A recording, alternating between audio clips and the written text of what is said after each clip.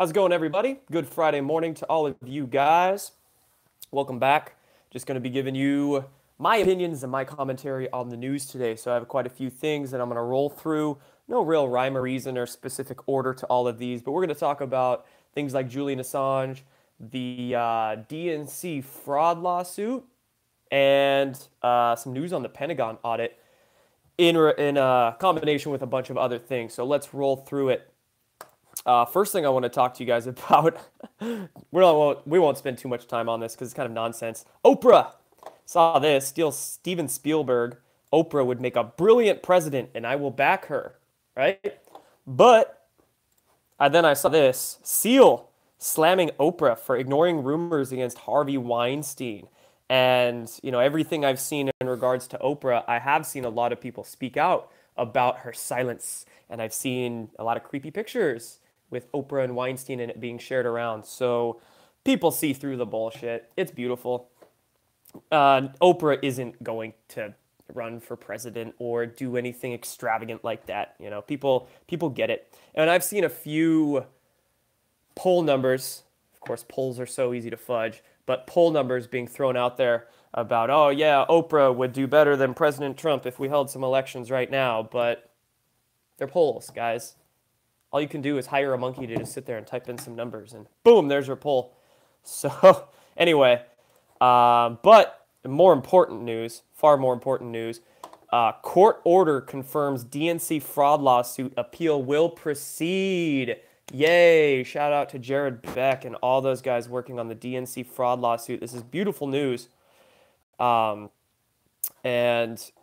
looks like the appeal will proceed. So I'll go ahead and link this article by the Disobedient Media down below. Say that 5 times fast. Disobedient Media. And then, of course, Julian Assange was granted Ecuadorian citizenship. So this is moving forward, which is very, very good news. The foreign minister, looks like, of Ecuador announced yesterday that he was granted citizenship. So this is going to move things along quite nicely. Also, this by Breaking 911, which I've seen them post some articles. They look to have a pretty good reputation, so I will report this report by them. But it says massive NYPD shakeup continues, additional chiefs being fired. And right here, just 3 days after 4 3-star chiefs were forced out. I mentioned that a few days ago in one of these videos. Sources are confirming to this particular website, Breaking 911, that the NYPD commissioner is prepared to fire 5 2-star chiefs. So a big ol' shakeup going on at the NYPD. And then let's see here. Fox News reporting that an ex-Soros financier, this guy who's been in the news a few times, accusing of raping a 4th woman. So 4th woman coming forward in his penthouse sex dungeon. Disgusting. So more news coming out against Soros and those affiliated with Soros. And just look at that guy, man. He's nasty. Skin looks like leather. I bet if you look long enough, his eyes will get some vertical slit pupils too. He just looks like a reptile. But anyway, Howard Rubin was the name of that man, the ex-Soros financier. So more news leaking out, especially in the mainstream. You know, Fox News reporting on George Soros. Good stuff. I like to see that. Let's talk about James O'Keefe and Project Veritas. Of course, over the past couple of days, he has been releasing all kinds of undercover videos where he went in and talked to some Twitter employees, and he's outing the shadow banning that occurred. There was one of the Twitter employees saying that they could basically get into anybody's DMs. They was specifying Trump's direct messages and give them away to the Department of Justice. So, oh, hey, look, James Woods retweeting James O'Keefe there. So there's that. I mean, Twitter has not addressed this really in any proper way. They're pretty much just shunning it off and acting like it's nothing. And as James O'Keefe is saying here, stay tuned in the coming days because it's worse than you can possibly imagine. Really is, guys. Next, Kim.com. I liked this tweet from Kim.com when I saw it, literally and figuratively. Special Counsel Mueller hires his mega upload prosecutor Ryan Dickey to lead a cybercrime investigation into the DNC hack. Interesting. And then he also goes to note, strong indication that my Seth Rich evidence can no longer be ignored.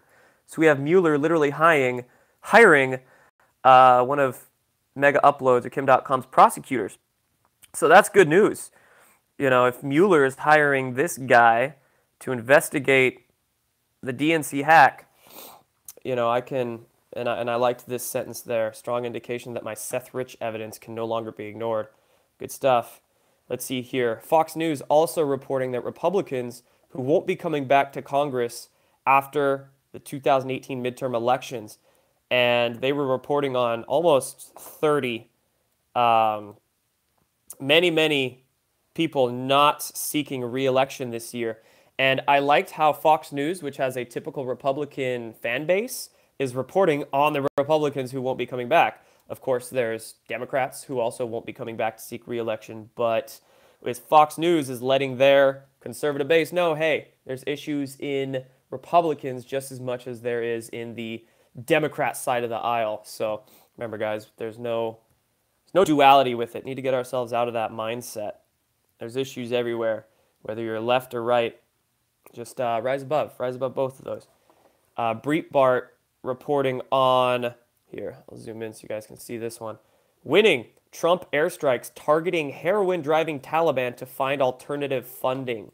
So this goes to show, I mean, the wars going on in the Middle East look like they're not the typical wars that we've always had in the Middle East, of course. Just wars against deep state proxies just for show. But now the wars are different because if these airstrikes are going on in Afghanistan, of course, a lot of people are saying, oh, you know, why do we want airstrikes over there? Well, there's shit to clean up. And now that shit's actually being cleaned up, targeting the opium fields in Afghanistan. Because remember, once we invaded Afghanistan, the opium production there rose, I think some numbers I saw were nearly 1,000%, almost 10 times. But opium production went up huge. That's where the CIA gets a lot of their opium. So Trump airstrikes now targeting those fields. Great news. And not only is the Taliban being attacked essentially, but Hezbollah. So of course, Attorney General Sessions announces Hezbollah financing and narco-terrorism team. This comes right from justice.gov. But of course, this is in concert with that Hezbollah article that came out showing that the Obama administration was being very lenient on Hezbollah. But of course, Jeff Sessions here is not. And in other Mideast news, Pakistan halting intelligence sharing with the U.S. after the aid suspension. So, of course, the U.S. decided to suspend military aid to Pakistan, and they're throwing a hissy fit and saying they're stopping the sharing of intelligence with the U.S. Well, what about Imran Awan, right? Wasn't he sharing intelligence about the U.S. with people, spying on Congress? I wonder how this connects into that. If you remember that Q post, speaking of which, there's been no new Q posts. But one of the most recent ones was saying, hey, what happens to, or I think it was saying, just mentioning Imran Awan, or that Pakistani one. Trump was the one questioning, hey, whatever happened to that Pakistani IT guy, right? I wonder how this connects in with all of that. Now I want to talk about the audit. So the Hill right here, the Pentagon audit to cost nearly $400 million. And this is because it's never been done. And the excuse was always that, oh, it would take too many people, cost too much money, we can't get it done. Well, yeah, because you put it off for so long. That was Donald Rumsfeld's excuse when he was testifying the day before 9/11, saying, we counted for $2.3 trillion missing, but we can't do an audit on the Pentagon because it would take too much time and cost too much money and yada yada. But now they're actually doing it, which is great. And I saw a sentence in here that I wanted to point out, and it was this one. So classified programs are under audit as well. Great, great news. I loved seeing that, but here's what my mind also goes to. Okay, if the classified programs are being audited, what about the unacknowledged programs? The ones that are even deeper than classified, the more deep black programs. That's what I want to see come out in this audit. And one thing that I saw on Zero Hedge here that does give me faith that this is a legitimate audit. It's not some just big show that they say, oh, we're going to be auditing, but then it's kind of a false facade.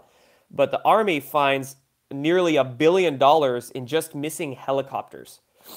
And this is only right when the audit's beginning. So, okay, it looks that this audit is it's bringing out actual truths that we need to know. But again, I want to see the rest of the stuff. I want to see the deep black programs come out. And right here, I liked this sentence that Zero Hedge reported on. It's saying that Secretary of Defense James Mattis is in full support of this audit. And also Zero Hedge doing some good reporting. They mentioned the $21 trillion spent on mysterious items over the span of about 17 years between 1998 and 2015. $21 trillion. That's not just spent on missing helicopters, you guys. That goes to some serious, whether it's secret space programs or deep underground military bases or deep black projects. We need to see all of that come out.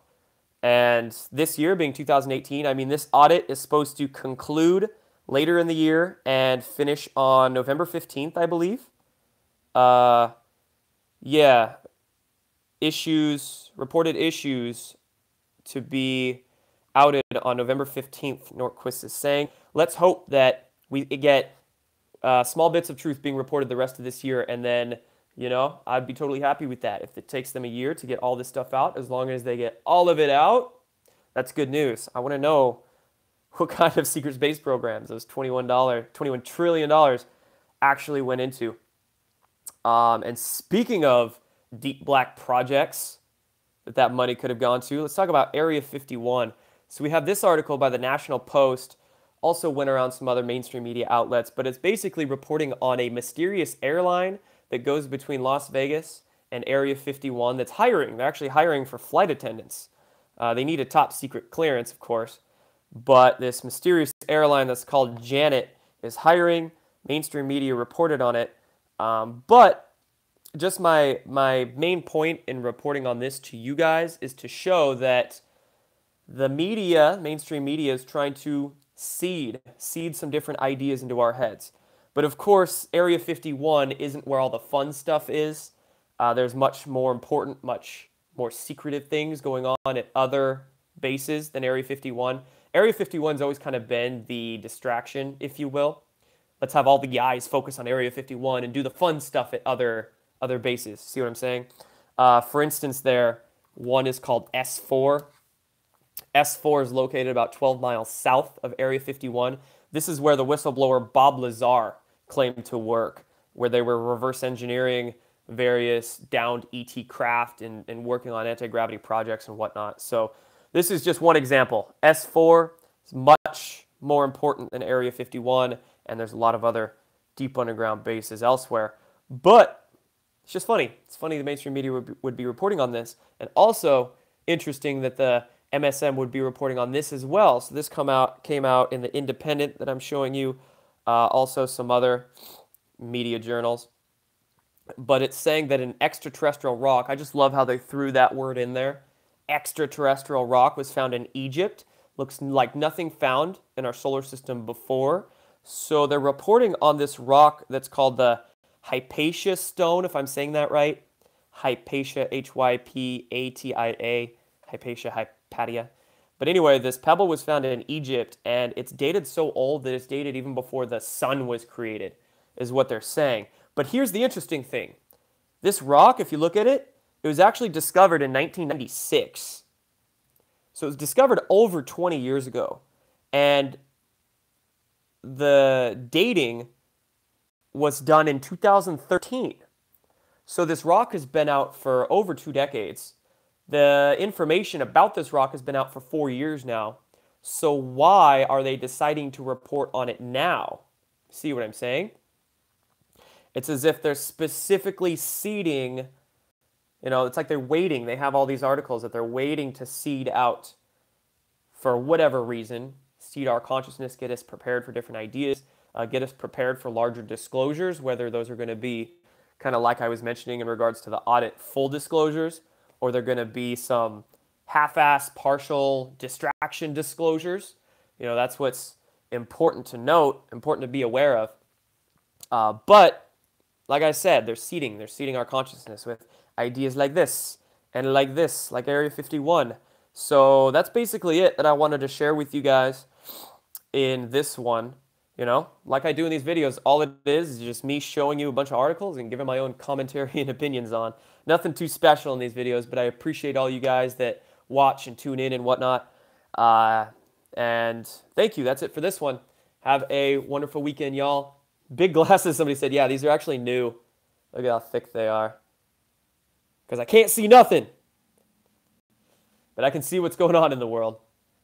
So have a good one, guys. Take care.